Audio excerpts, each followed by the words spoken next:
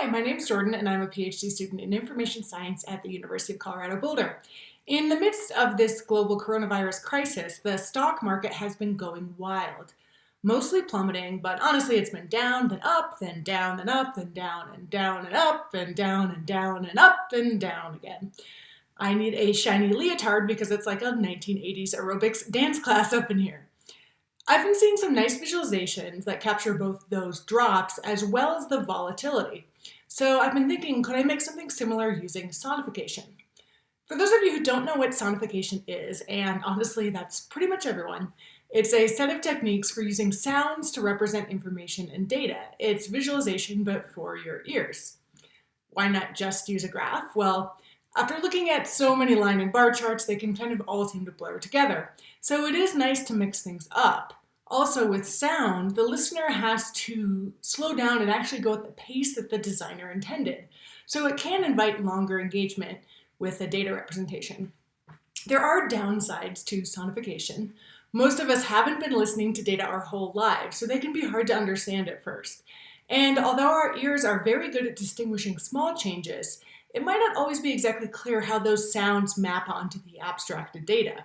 So in this short video, I'm going to do my best to explain to you how I created these sounds representing the stock market, what they mean, and how to listen to them.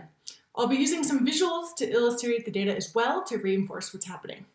So first, what data should we use? I'll be using the Dow Jones Industrial Average, one of the main US stock market indices. I could have chosen any, really, they're all going similarly bonkers. I'll be using two metrics. First, the daily percent change, which measures how much the market fluctuated from the day before. Second, I'll be using the closing price, which tells you kind of how it's doing in the longer term. So let's start with the daily percent change, which conveys volatility. This will be represented with piano notes. Middle range notes represent little or no daily change. Like this. This is a sound of a 0.4% increase. Higher notes represent a big daily increase. Like this is what a 5.2% increase sounds like. And lower notes represent a big daily drop. Like this, 6.3% decrease.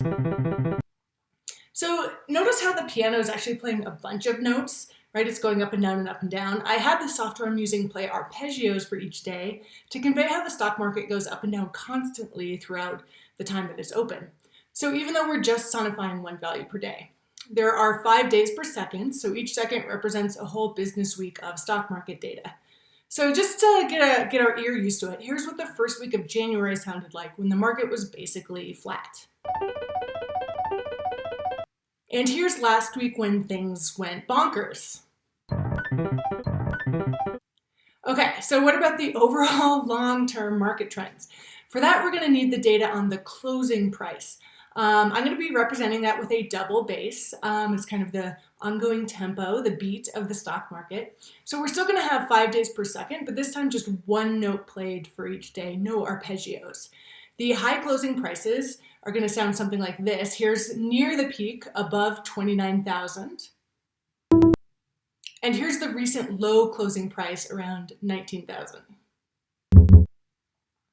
So again, let's train our ear to hear what it sounds like. Here's the first week of January, just the closing price when things were stable. And here's last week, our bonkers week.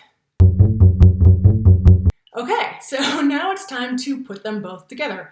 Remember, you can listen to the piano for information about volatility, and you can listen to the bass for information about the closing price.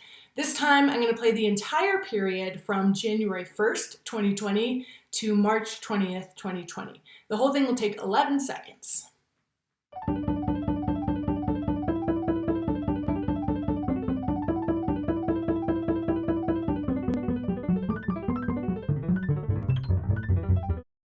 So what do you think? Does hearing it make you think about the stock market data any differently? I'm also curious, how might you improve my sonification? How might you change it to make it better? The tools that I used were twotone.io, which is a free web-based software for making sonification. And then I also used Yahoo Finance to get the data.